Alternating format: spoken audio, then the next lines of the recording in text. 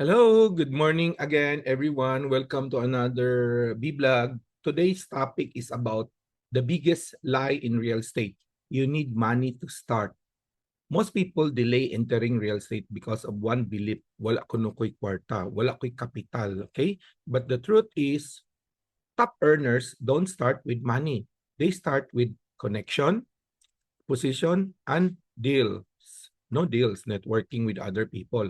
So I'm gonna have another blog about learn how people earn commissions, referral, and rentals income without owning property. So if you're interested to know more about this, how to make money in real estate without owning a property, creating a cash flow, DM me or RSVP with 0917-323-6123.